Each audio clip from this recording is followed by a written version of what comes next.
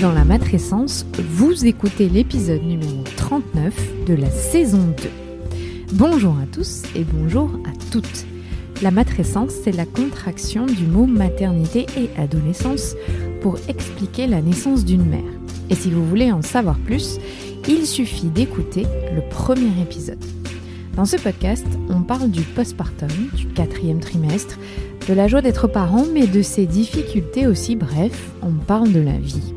La matrescence met en avant des femmes et des hommes qui racontent, expliquent et donnent une autre définition à la parentalité. Je suis Clémentine Sarlat, la créatrice de ce podcast. Je suis journaliste de formation dans le sport, à la télé, rien à voir.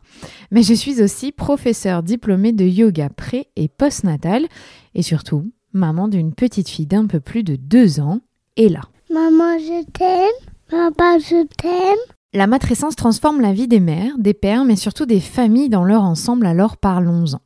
Ici, pas de tabou, je vous propose une conversation intime, remplie d'émotions et d'informations. Si vous aimez ce podcast, n'hésitez pas à vous abonner, à laisser un commentaire et le must à mettre 5 étoiles. Et puis si vous découvrez la matrescence, n'hésitez pas à aller écouter d'autres épisodes et je vous recommande l'épisode numéro 16 pour commencer et avoir des bases. Cette semaine, je reçois Candice Lévy, naturopathe et autrice du livre L'assiette de la femme enceinte. Toute femme enceinte sait qu'il lui est interdit de manger du poisson cru, une partie de la charcuterie ou encore du fromage. Mais sommes-nous vraiment éduqués à ce que nous pouvons manger ? Ce qui est bénéfique pour nous et pour notre bébé, savons-nous l'impact qu'ont certains aliments sur nos maux de la grossesse ? Eh bien, je pense qu'il y a un certain flou autour de toutes ces questions. Ne parlons même pas de celles qui souffrent de diabète gestationnel et pour qui tout devient compliqué. Avec Candice et sa douceur naturelle, nous avons évoqué les différents aliments qui font du bien aux femmes enceintes, les types de repas que l'on peut prendre au cours de la journée.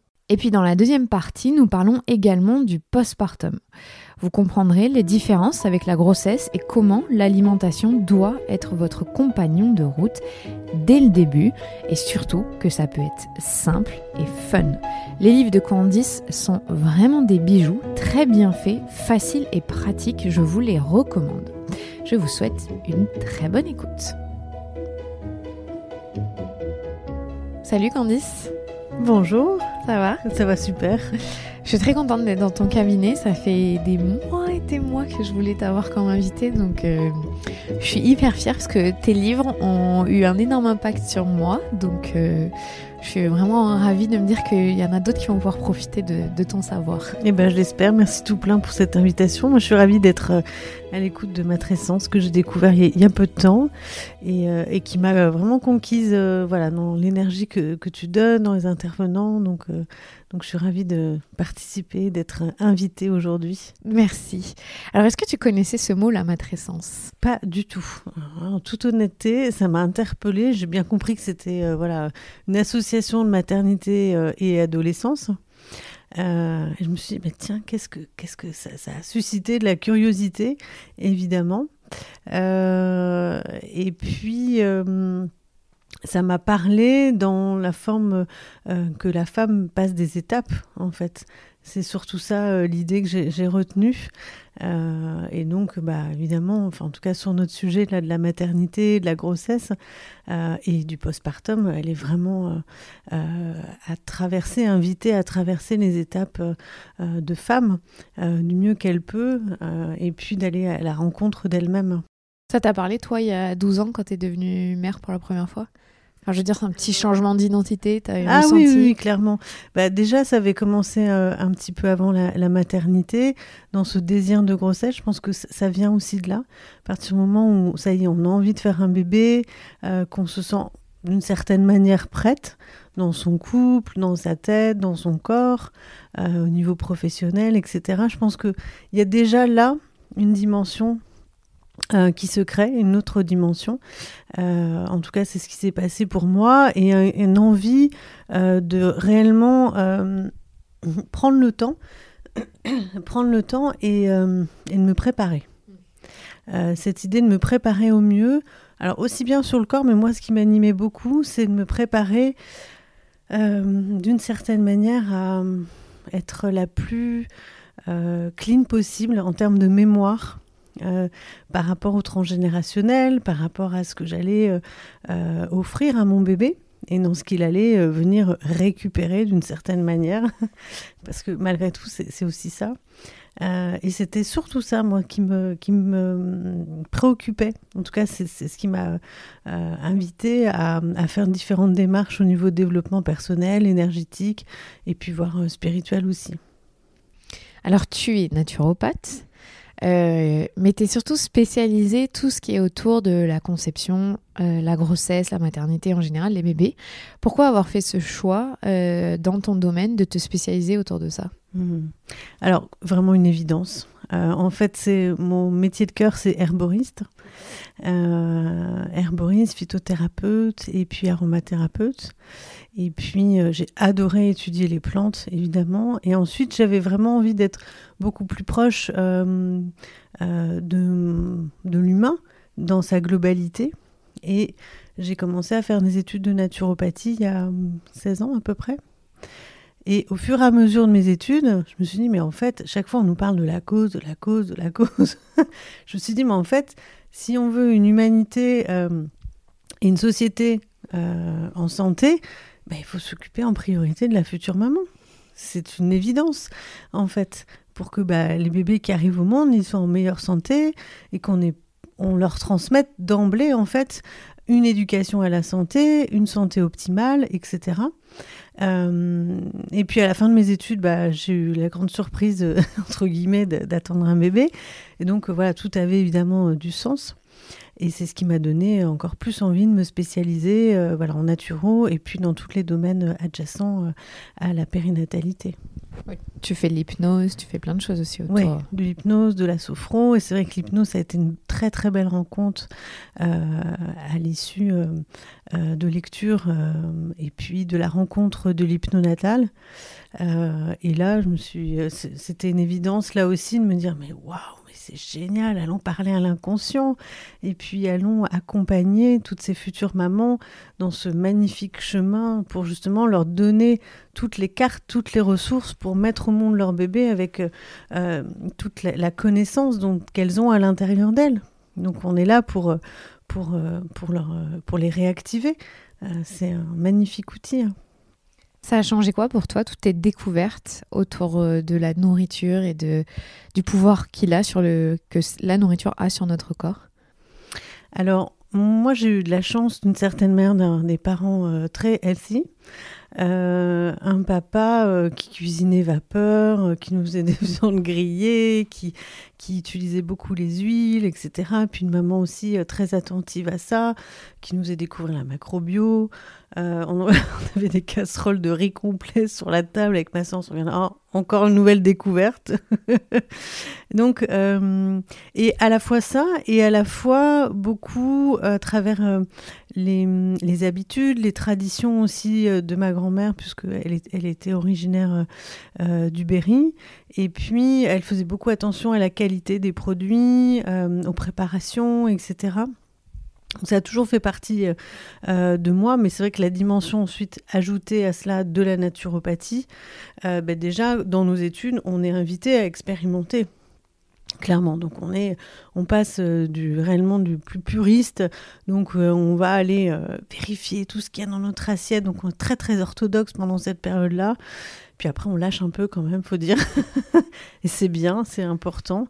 Et on expérimente pour observer justement les conséquences sur notre corps. Donc moi, j'ai expérimenté la plupart des choses que je donne en cabinet. Ça me semble vraiment important d'être en cohérence avec notre discours pour pouvoir transmettre à notre tour. Sinon, en fait, ça ne fonctionne pas.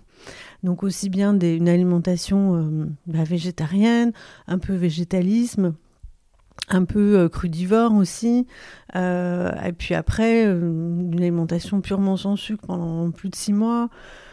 Bon voilà, au fur et à mesure, en fait, ça nous parle évidemment parce qu'on lit beaucoup, on est amené à lire des études, des livres, à rencontrer aussi des auteurs. Et puis tout ça c'est pertinent, tout ça ça a du sens. Mais ce que j'ai encore plus apprécié dans la naturopathie, c'est que finalement, en tout cas, c'est ce que moi je retiens et c'est ce que j'aime transmettre, c'est qu'il n'y a pas un régime ou un modèle alimentaire mieux qu'un autre, en fait. C'est que tout est OK à partir du moment où c'est individualisé aussi, c'est-à-dire qu'il n'y a pas une systématisation à un modèle alimentaire, en tout cas, il faut mieux éviter de le faire. Il n'y a pas un modèle alimentaire à bannir ou des aliments plus sombres, plus noirs, plus interdits, plus mauvais que d'autres, en fait. Tout est question de modération là aussi. Et je trouve que d'avoir cet axe de la sagesse, de la voie du milieu, ça me paraît déjà souvent la plus compliquée, la plus difficile, la plus simple, mais la plus juste, en fait. Donc, savoir équilibrer ses repas, savoir avoir un décalage aussi, pas un décalage, mais pouvoir le voir de différentes manières, en fait. On parle beaucoup des 1000 premiers jours en ce moment, de manière assez vaste et large, mais il y a aussi les 1000 premiers jours au niveau de la nourriture.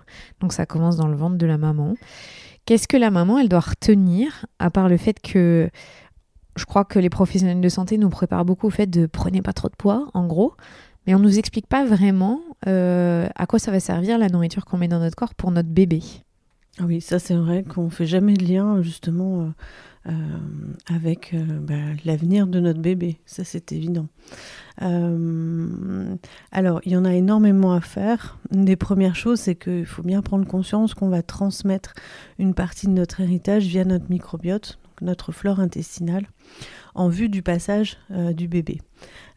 Donc, plus on va prendre soin, plus on va respecter justement la qualité, l'assimilation, aussi toutes les fonctions liées à notre microbiote, plus on va transmettre de la même manière un microbiote et donc un système immunitaire adéquat à notre bébé. Donc ça, pour moi, c'est un des premiers plans. Donc, prendre soin de son tube digestif, de son microbiote, ça passe impérativement par l'alimentation, même si il y a des facteurs extérieurs qui y participent, mais c'est en majeure partie, pratiquement à 80% autour de l'alimentation. Donc une alimentation qui va proposer d'être hypotoxique, qui va générer le moins possible de déchets, de toxines, et qui va faciliter la digestion en général. Donc qui va être moins pourvoyeur de gluten, de céréales à gluten, de produits laitiers, mais également de sucre. Et ça, on en parle de plus en plus.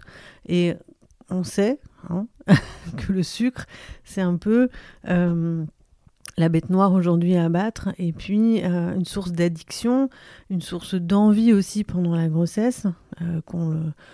C'est d'ailleurs surprenant d'observer que des femmes qui ne sont pas du tout sucrées hors période grossesse, d'un seul coup, elles vont avoir envie de sucre.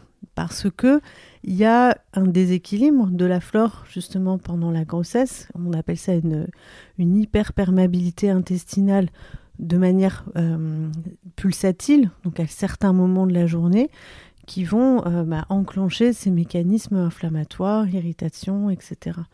Donc ça a des conséquences d'une part sur la flore, notre alimentation pendant la grossesse, mais d'autre part sur la santé, on va dire, de développement, de croissance du bébé pour lui permettre d'éviter les malformations. On sait que les carences en B9, en acide folique, ont un impact sur le spina bifida, d'accord ? Donc sur la fermeture des plaques neurales.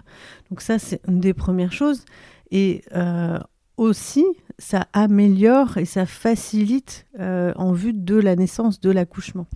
Donc ça prévient d'un travail long, compliqué, etc. Donc il y a plein de petits conseils à donner à une maman pendant la grossesse. Et notamment aussi pour préparer le corps en vue de la naissance. Et ça, les médecines, enfin en tout cas en Ayurveda, on en parle beaucoup autour du 8e mois de grossesse. On propose à la future maman d'éviter les protéines concentrées animales pendant du 8e mois jusqu'à la naissance, en vue de commencer à ramollir le col de l'utérus. Donc c'est du bon sens en fait. forcément, notre alimentation influence sur notre santé au quotidien, sur notre morale, sur la clarté de nos pensées, sur notre sommeil, sur notre interaction aussi avec les autres. Et encore plus pendant la grossesse, c'est évident.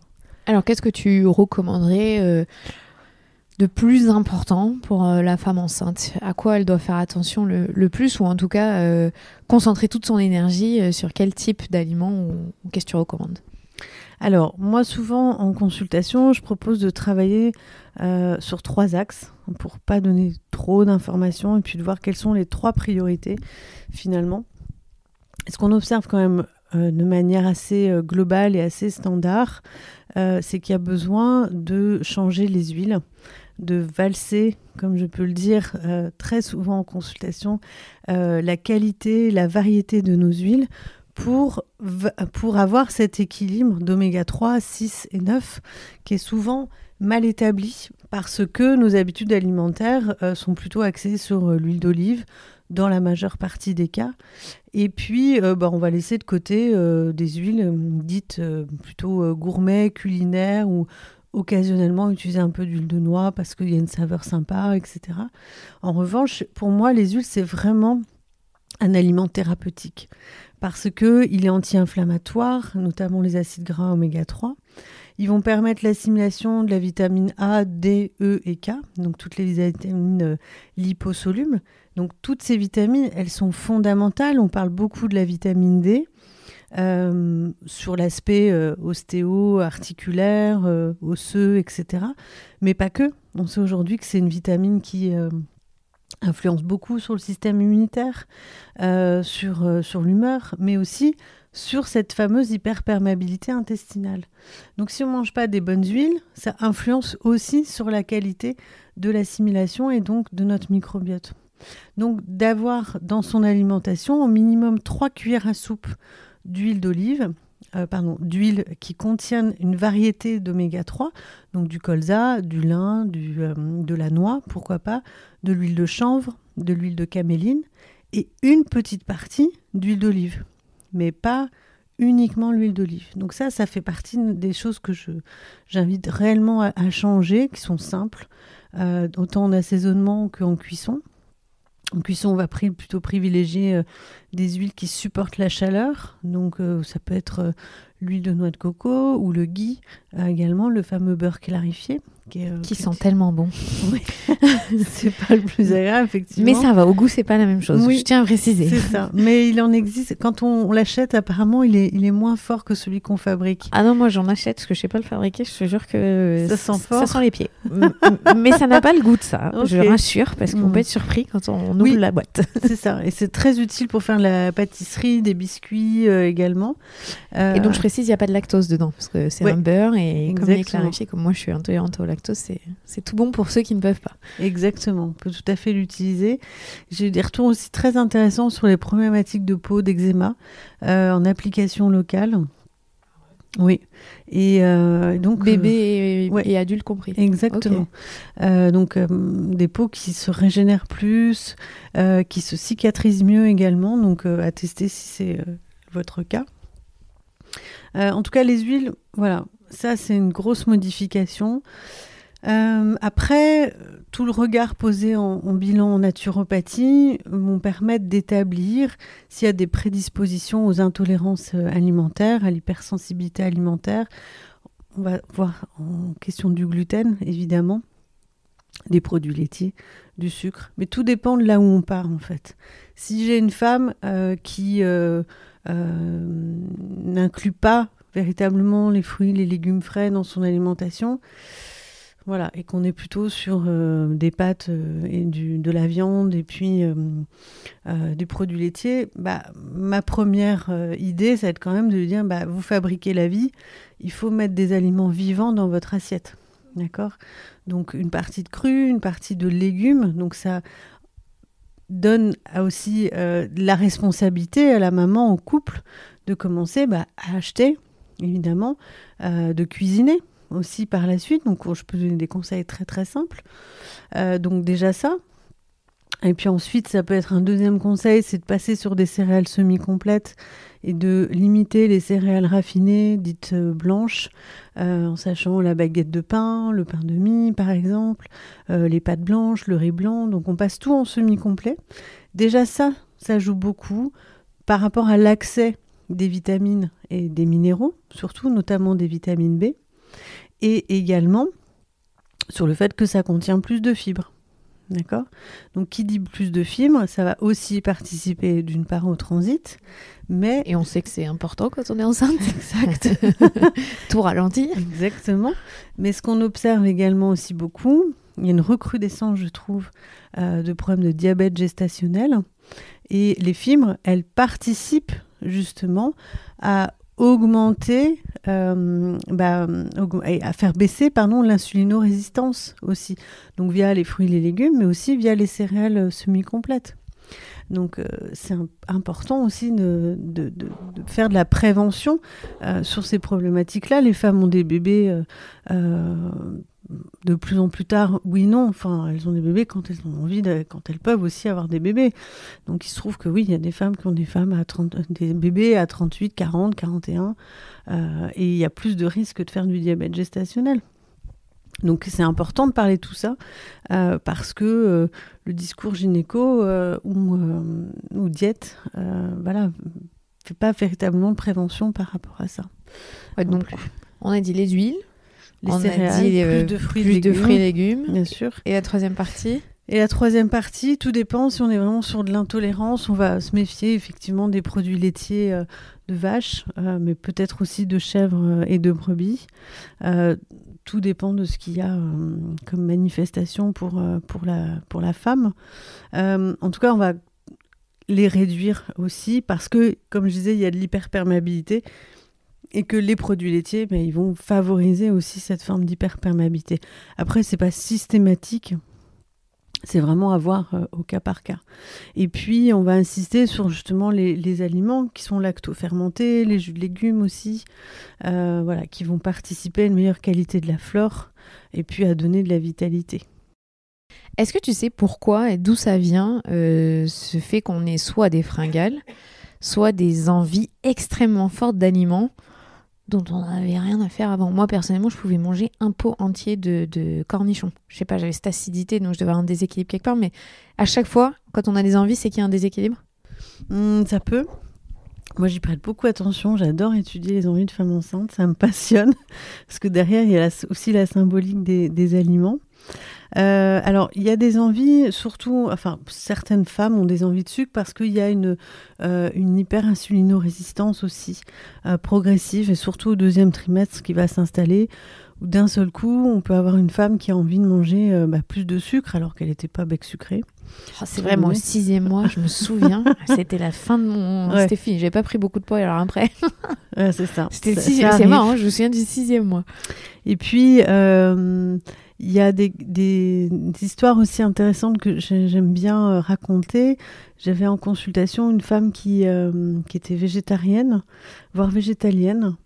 Et elle était donc enceinte, elle a tenté son premier bébé.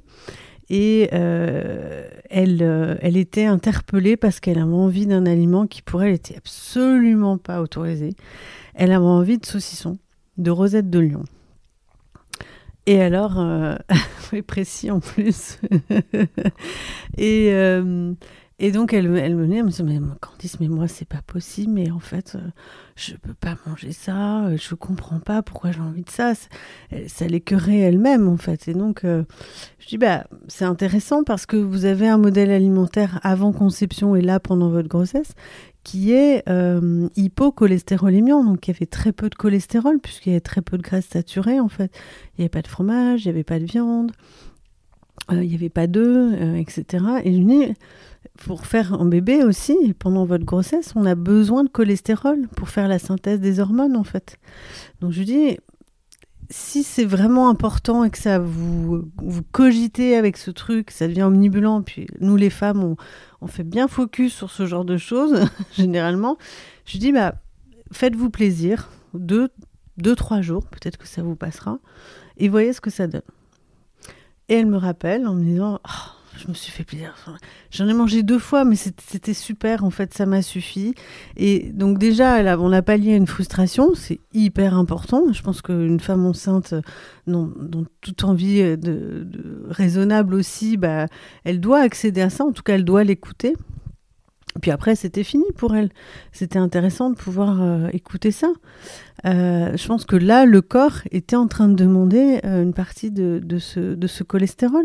Et après, c'était terminé.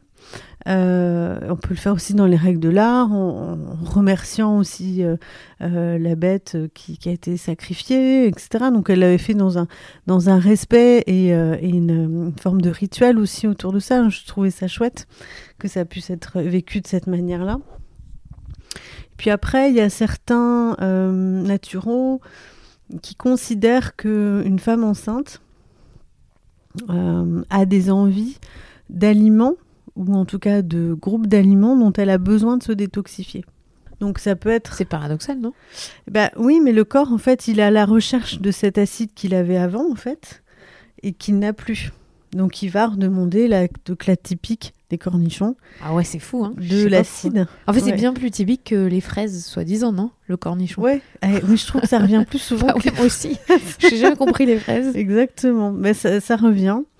Moi, ce que j'observe, c'est beaucoup le cornichon, effectivement. Le citron.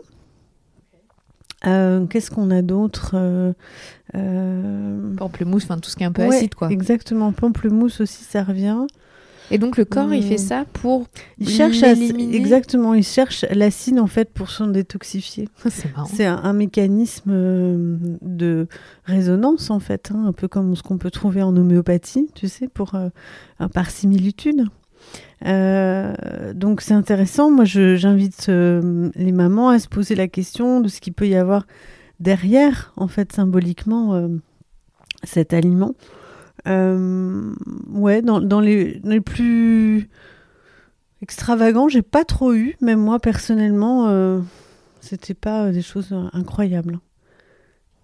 Tu sais, en général, on a toutes bien intégré, les femmes enceintes, que faut pas manger de poisson cru, faut pas manger c'est le jambon cru, les laits au lait cru. Enfin, bon, pas les laits, les fromages au lait cru. Bon, ça j'ai oublié parce que comme j'en mange pas, ça m'est pas resté. Ouais. Mais je trouve qu'on a juste intégré ce dont on n'a pas le droit, et personne ne nous a expliqué ce qui est vraiment important et ce qui pourrait nous soulager, nous faire du bien. Parce que ce que j'aime beaucoup dans ton livre, c'est très détaillé, c'est vraiment fourni. Et surtout, tu donnes des situations précises. Donc, on a toutes peut-être des nausées, on a toutes peut-être des brûlures d'estomac. Et bref, tu nous expliques ce qu'on peut manger pour aider à éliminer ces maux. Et je trouve que le corps médical jamais ne nous parle de ça. On parle plus souvent effectivement de ce qu'on ne peut pas manger parce que les régimes sont dits restrictifs, mais ils supplémentent pas d'une certaine manière. Hein. Donc ça, c'est un peu l'héritage quelque part de la diététique, de la restriction. Moi, en consul, avant de parler des choses qu'elles ne peuvent pas manger, je leur explique d'abord ce qu'elles peuvent manger. Ça donne effectivement plus de positif et plus d'envie aussi de s'y mettre, hein, parce que si on dit vous commencez par on supprime, là, c'est un peu désespérant en fait. On se retrouve en disant la phrase typique, c'est alors qu'est-ce que je peux manger en fait, alors qu'il y a plein de choses effectivement, est-ce qu'elle peut manger. Donc de valoriser les aliments qui sont vitalogènes, donc qui donnent de la vitalité, qui sont pourvoyeurs de vitamines, de minéraux, et qui vont pas engendrer justement ces pics d'hypoglycémie, qui vont pas engendrer de désordre digestif. Oui, c'est essentiel de pouvoir les mettre en avant, clairement. Pourquoi tu penses qu'il y a autant un manque d'éducation de la population française autour de l'alimentation et le pouvoir qu'a, et qui est fascinant, l'alimentation sur nous ? Il me semble que c'est lié au fait qu'aujourd'hui la médecine n'est plus préventive, que la médecine est interventionniste et surtout dans le domaine médicamenteux et chirurgical, et qu'on a oublié les préceptes hygiénistes dont on est aussi un héritage. En naturo, on considère donc l'ensemble des médecines globales, et donc on est sur les legs d'Hippocrate qui disait que ton alimentation soit ta première médecine, alors que les médecins font leur serment d'Hippocrate, mais effectivement, on a oublié tous ces préceptes-là. En priorité, ne pas nuire. C'est une des choses toujours à se poser quand on intervient, quand on est un médecin. Et donc, il y a cet aspect-là, et puis peut-être aussi un aspect que c'est pas très intéressant financièrement aussi, que de dire que peut-être si vous voulez éviter les problématiques ORL de sinusite, arrêtez de manger des produits laitiers. Donc est-ce que il y a aussi ça en France, c'est un héritage des labos pharmaceutiques, hein, malheureusement. C'est quelque chose qui me touche beaucoup, parce que comme je te disais, mon métier de cœur c'est herboriste, mais que en 45 sous Pétain, il a interdit justement le diplôme d'herboristerie pour faire main à la main un pacte avec les laboratoires allemands de médicaments. Donc, Ah oui, ça prend assez loin. Ah oui, on pourrait même remonter plus loin, mais tu vois, comme quoi en fait l'industrie pharma médicamenteuse, après il y a plein de choses superbes, mais effectivement sur une médecine généraliste, pour lequel s'occupe aussi la naturo, mettons du bon sens, mettons en priorité notre alimentation, notre hygiène de vie, un accès à un meilleur sommeil, je bouge, justement, les postures, l'exercice physique, et puis comment est-ce que je me sens dans ma tête. Déjà, avec ces 4 piliers fondamentaux que pose la naturopathie, un peu comme une table, hein, on assoit notre santé. Après, j'ai quand même la sensation que depuis quelques années, ça change. On recommence, on voit, il y a une déconsommation. Oui, ça change, mais les gens sont perdus. Et voilà, alors c'est ça. On se dit, ok, il y a un problème, il faut changer, mais qu'est-ce que je fais ? Je sais plus. Moi, je me dis, mais on apprend des choses à l'école qui nous servent à rien dans la vie. Punaise, si on avait appris les vitamines, à quoi elles servent, dans telle façon de cuire, ça donne tant, les huiles.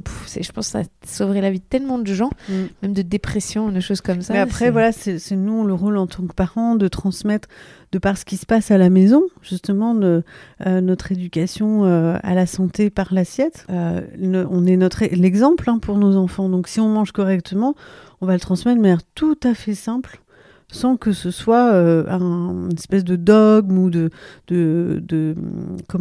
conditionnement ou d'imposer quelque chose. Donc ça passe aussi par nous. Et puis après, ça change aussi dans quelques écoles. Il y a des choses qui se font... Moi, je vois mon fils, là, à l'école, ils ont goûtez-moi ça s'appelle. C'est une diversification des goûts, des saveurs. Et alors, quelquefois, ça paraît assez simple, mais il y a des enfants qui ne savent pas reconnaître certains légumes. Donc voilà, c'est des petites choses comme ça. Là, on a beaucoup parlé de tout l'aspect grossesse, mais bon, forcément, la grossesse a une répercussion sur le postpartum. Mais il y a un vrai changement en postpartum, c'est-à-dire qu'on a donné beaucoup de notre énergie et de tout ce qui fait notre corps à notre bébé, et on est un peu dépourvu. Il se passe quoi en postpartum ? Il n'y a pas qu'une chute hormonale, non ? Il y a aussi au niveau... Il y a un vide au niveau de l'utérus, évidemment. Et de l'énergie. Bien sûr. Donc tout ça, c'est relié à l'énergie des reins. Parce que les surrénales, donc une forme de batterie de notre corps, ont été extrêmement sollicitées sur ce dernier trimestre de grossesse et aussi pendant la naissance. Donc la femme a impérativement besoin de se récupérer, de se reconstituer. Et je suis ravie d'avoir partagé mon expérience autour du livre de Céline Chadela et de Marie Poulain sur le mois d'or, que j'adore, que j'invite... On a fait un épisode... Super. Voilà, on peut écouter l'épisode si vous avez envie. Exactement, qui est un livre magnifique qui me manquait, tout comme celui de Julia Simon aussi. Et vraiment, je remercie ces 3 auteurs d'avoir porté, de mettre au monde ces livres, parce que c'est fondamental, ce 4e trimestre. On n'en parle pas suffisamment. Donc, il y a des pétitions en ce moment aussi qui tournent là-dessus. Donc, mesdames, mobilisez-vous, mais messieurs aussi, parce que ça concerne votre épouse, ça concerne votre partenaire, peut concerner votre sœur, votre collègue, etc. Mais... Puis ça peut aussi améliorer la condition des futurs papas pour le congé paternité. Et donc, pour revenir plus précisément sur ce qui se passe, elle a besoin impérativement qu'on change de regard sur elle.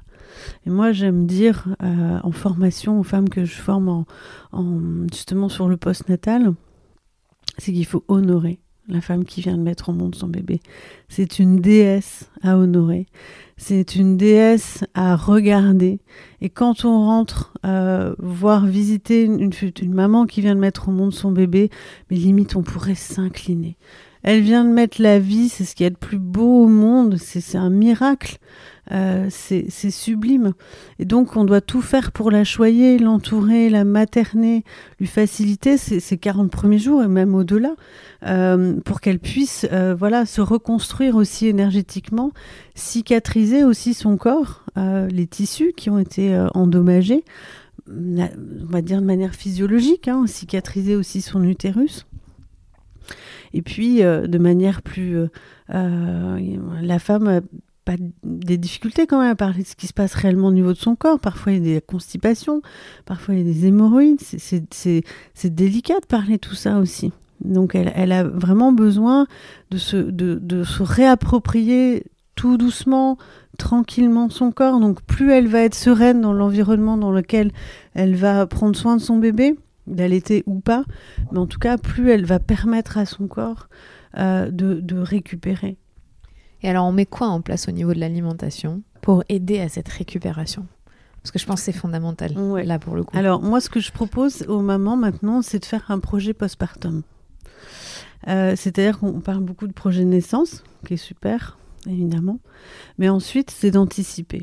C'est-à-dire, on réfléchit en famille avec son conjoint. Tiens, comment est-ce qu'on va s'organiser ? Qu'est-ce que j'ai envie profondément à l'intérieur de moi ? Qu'est-ce qui résonne en moi ? Qu'est-ce que je suis OK d'accepter et d'autre pas ?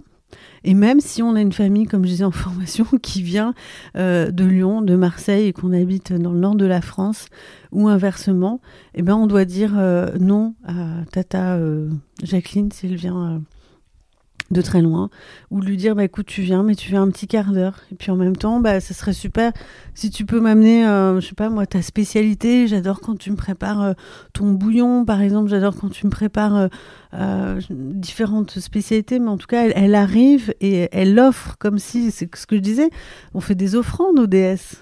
Et c'est de la même manière qu'on doit faire une offrande à la maman qui vient de mettre au monde son bébé. Donc moi, ça résonne très fort chez moi, ce principe-là, parce qu'on se relie aussi aux toutes les femmes du monde qui ont porté, mis au monde leur bébé et qui ont cette connaissance aussi. Donc ce projet de postpartum, il permet d'anticiper, de s'organiser.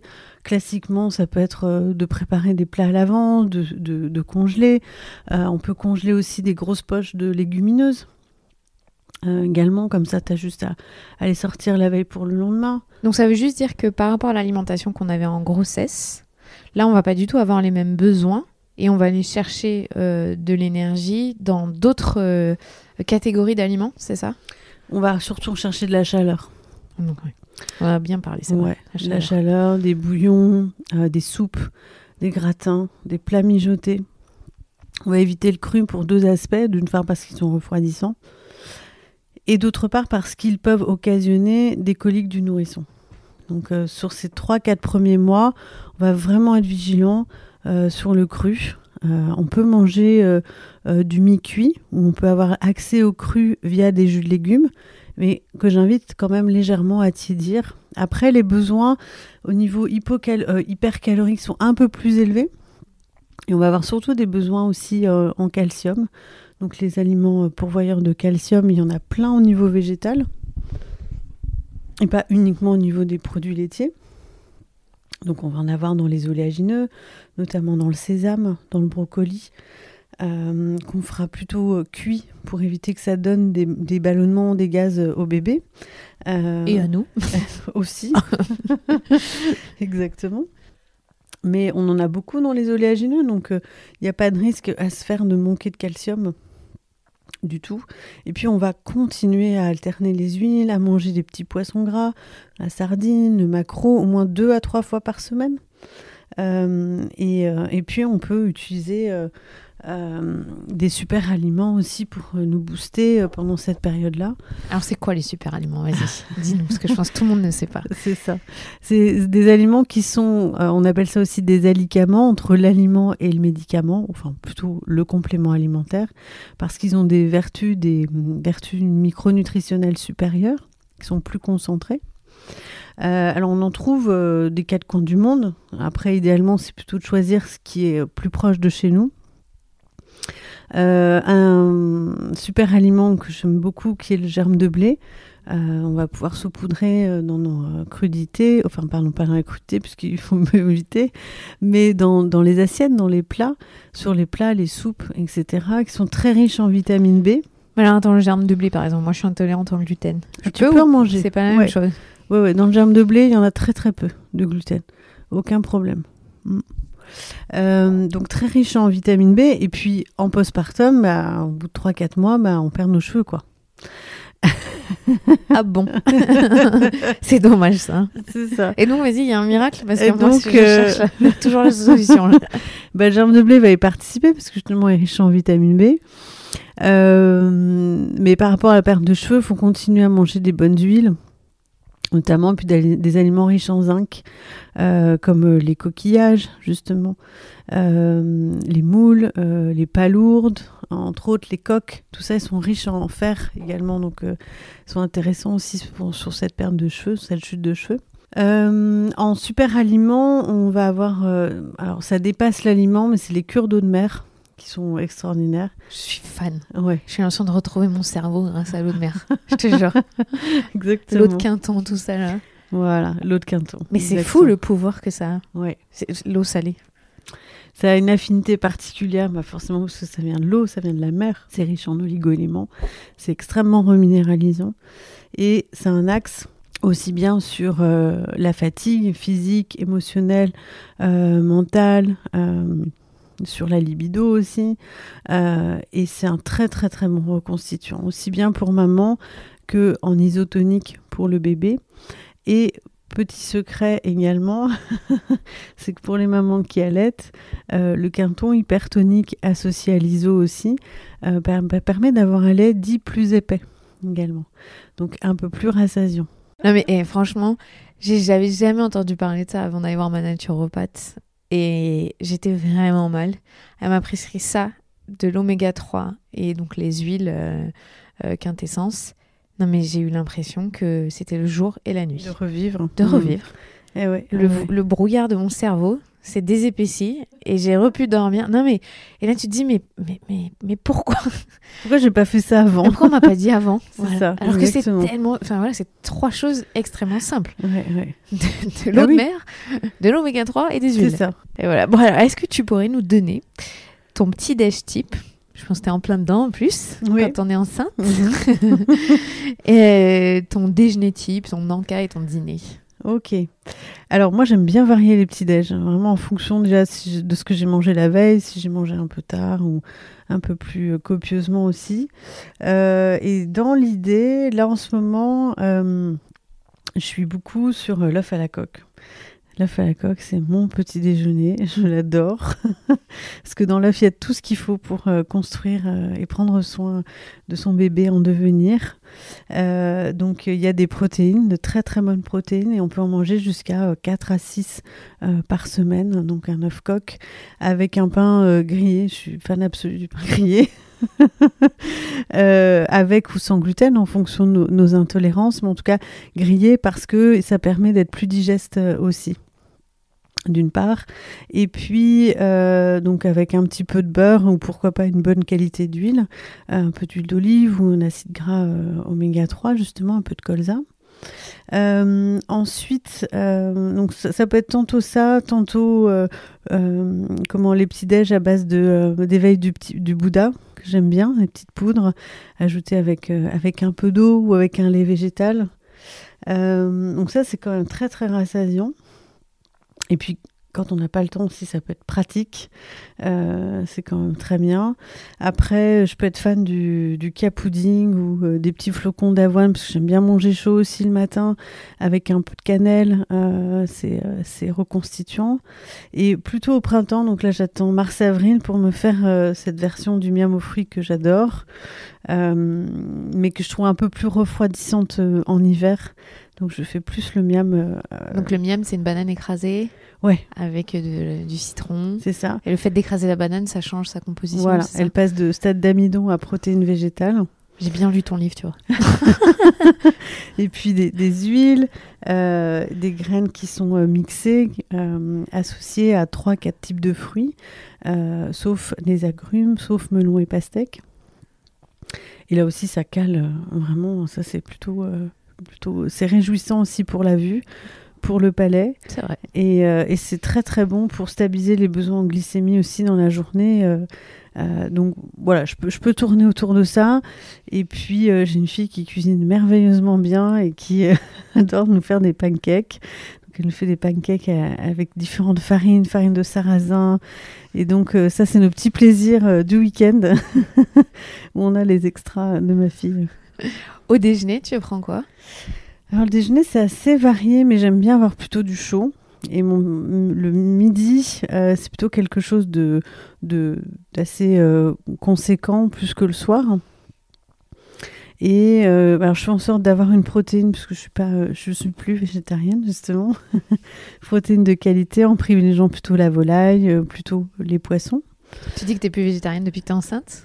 Ça avait changé ? Ça a changé après la naissance de ma fille. D'accord. Ouais, pour des raisons de prise de terre, d'énergie, d'ancrage, etc. J'ai eu plusieurs thérapeutes qui m'ont dit « Ah, Candice, il faut remanger de la viande. » Ta constitution, voilà, en gros, fait que exactement. tu dois... Tout le monde n'a pas... C'est de l'Ayurveda. Ouais. Et on n'a pas tous la même constitution. Exactement. C'est intéressant. Et donc, moi, j'étais un peu affolée, parce que je me dis « Mais non, quand même. » Un peu comme cette patiente que j'avais eue. Je me dis « Non, pour plein de raisons. » Et force de constater qu'en remangeant, j'ai retrouvé vraiment de la vitalité, quoi. Donc quoi d'autre, du chaud, du cuit, des légumes cuits crus. Voilà, moi je suis une fan absolue des crudités.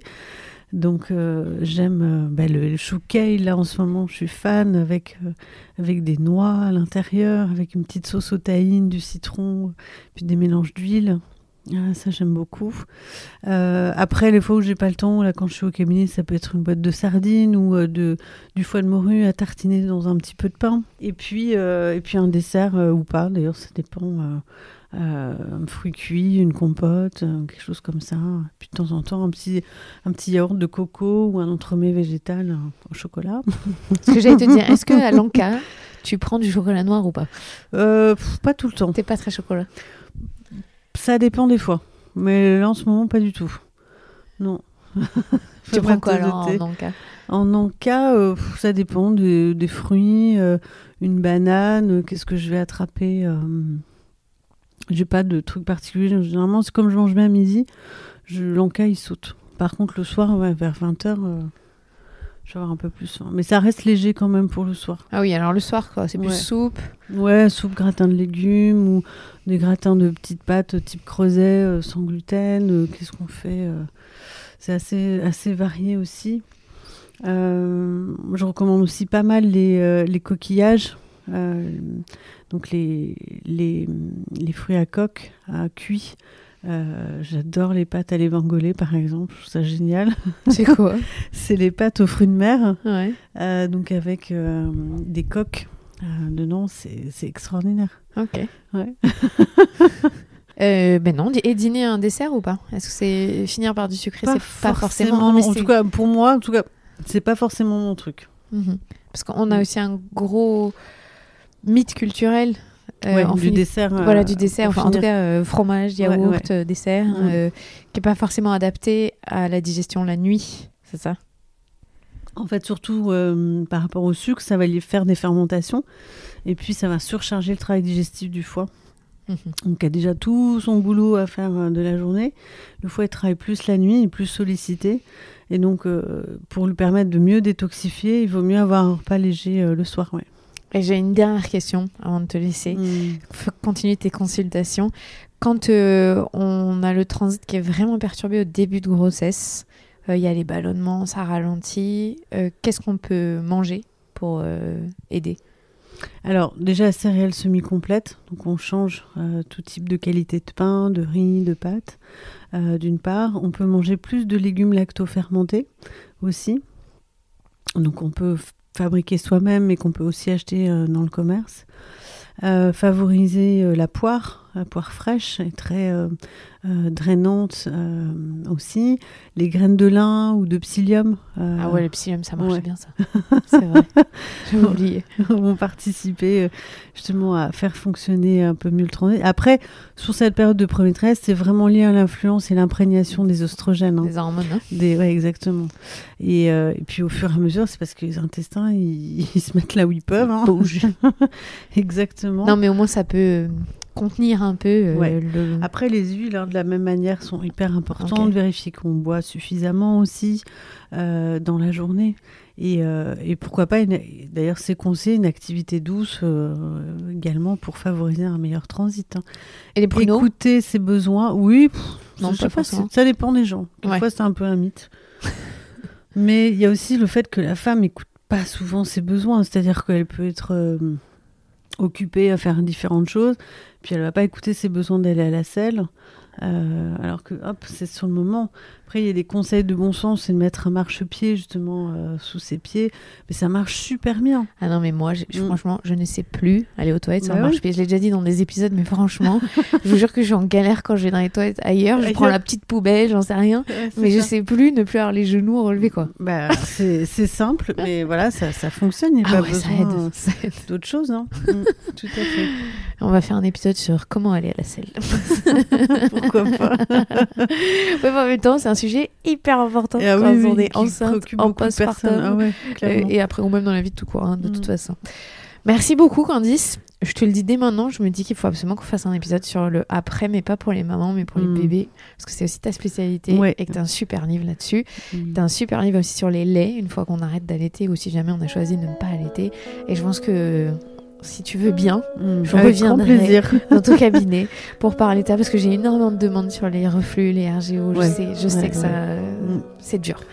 Avec grand plaisir. Merci pour ton énergie. Merci à toi. Tout ce que tu apportes à ce monde de la périnatalité. On en a besoin. Et que plein d'autres projets fleurissent comme ça pour les femmes, pour les familles, les bébés. Merci, Candice. Avec plaisir. C'était Candice Lévy, autrice du livre L'assiette de la femme enceinte aux éditions Hachette.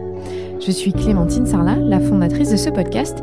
N'hésitez pas à me rejoindre sur les réseaux sociaux @lamatrescence sur Instagram ou Facebook. Vous pouvez aussi mettre 5 étoiles si vous avez aimé ce podcast. Sinon, j'ai une petite chose à vous dire, j'ai créé un autre podcast sur l'immobilier, je sais ça n'a rien à voir, mais qui s'appelle Imhotep. Et si vous êtes en plein questionnement sur ce sujet, je vous recommande d'aller écouter, ça dure une vingtaine de minutes. Je suis avec Maître Cyril Sabatier, c'est un ami, avocat, mais surtout une pointure dans son domaine. Ça s'adresse autant aux locataires qu'aux propriétaires, donc vous y trouverez votre bonheur. Il y a une dizaine d'épisodes qui vont sortir, pour l'instant il y en a 3. Et si vous aimez le rugby, parce que je sais qu'il y en a certains ou certaines qui aiment le rugby, il y a un autre podcast que j'ai co-créé avec GMF et qui s'appelle 36 chandelles. C'est franchement hyper intéressant. J'interroge beaucoup d'acteurs du rugby. Voilà pour la parenthèse podcast de la fin de cet épisode. À la semaine prochaine.